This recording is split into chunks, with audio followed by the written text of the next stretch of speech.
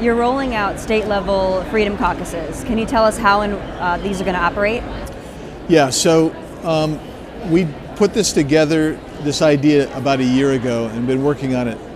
There will be a separate unit legally, and they're going to provide support and help provide communication and liaison between state legislative HFCs and the federal HFC. The idea is to make sure that we think that the country's going to be saved, it's going to be saved at the state level, right? So we want to be able to provide the support that they need. We want them to know what the feds are doing, and we want to hear what they're doing and what their issues are so we can have better communication to try to fix what's going on in Congress that affects negatively the states. The alumni of the Freedom Caucuses, they've gone on to do some pretty great things. We have a couple White House chiefs of staffs, the most popular governor in America right now, Ron DeSantis.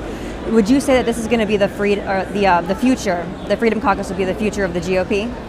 I do think so. I mean, in a short period of time, you're right. Our alumnus, and we also have a U.S. senator that came out of there, and as well. And part of the thing is if we move together with the state freedom caucuses, whatever you want to call them, and then the next step, of course, is to work and integrate with interface with the grassroots, the people who are working on the ground. If we do that, I think that the GOP, which is already a more right-leaning party than it has been, I think we have a chance to really change the dialogue and the trajectory of the Republican Party long term, and that really is the vision that I have and that the Freedom Caucus has. So speaking of the altering shift in the GOP, I know that things started off a little bit confrontational with John Boehner, Paul Ryan. Would you say that your relationship with Kevin McCarthy is any better right now? Yeah, I mean, look, I talk to Kevin on a regular basis. I have an avenue to vent my concerns and complaints, and he listens, and sometimes we're able to find an accord and move things forward. So it is by far the best relationship we've had with leadership since the Freedom Caucus came around. If the Republicans were to take the majority in the next midterm elections in 2022, what kind of things would you expect them to be focusing on? Well, so the Freedom Caucus has put together a platform that we're going to be releasing pretty soon. As part of that platform, we talk about policy issues. We also talk about rules issues within to remake the institution itself. It needs to be remade and be more democratized so that the members have more power and authority than the leadership has taken from them. Second thing is we're requesting task forces be formed.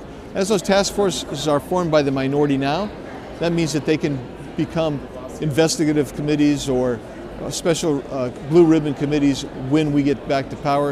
And then the third thing is we have legislation that we've introduced and that we're also drafting, so we will be ready to go on day one. And that's what has to happen, in my opinion, when we take over. So whoever is our leadership, we want them to be able to put their pedal to the metal and gas this thing up and move forward. The White House has been putting pressure on big tech companies to censor American citizens.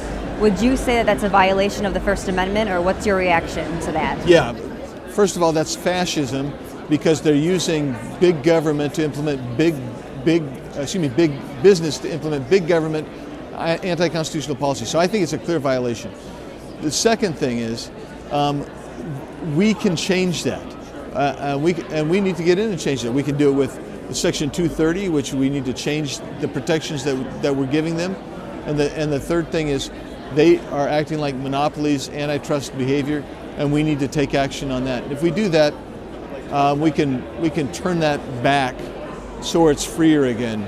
I can tell you the fourth thing that I'm excited about is Devin Nunes going to be the helm of this kind of I don't even want to say it's a conservative, but it is a true First Amendment free expression type of social media. And I think that's where we need to be. President Joe Biden recently announced his list of accomplishments. Would you find that ironic, given that we still have Americans stuck in Afghanistan? We have a 40-year inflation. Yeah, ironic. I didn't know there could possibly be a list. I thought, he got a nap in today, he got some more ice cream. There are no accomplishments for this administration. The foreign policy is an absolute disaster. We've got folks left in Afghanistan, but we've emboldened China, North Korea, the Taliban's back in power. We've degraded the peaceful situation in the Mideast that was there. I mean, North Korea's on. I mean, this is just a joke. And then internally in domestic policy, we've got inflation like we haven't seen in 35 years, and it's growing, by the way. We killed our energy policy, which was actually made us energy independent. We've got crime rates blowing out, with massive surges. I think there's 12 cities at the highest homicide rates ever, all blue cities. We've got an invasion, an Article 4, Section 4 invasion that the federal government is ignoring on our southern border. I mean, you could go, the list of accomplishments who knows what he thinks they might be, but there are none. There are no positive accomplishments that this regime has put together.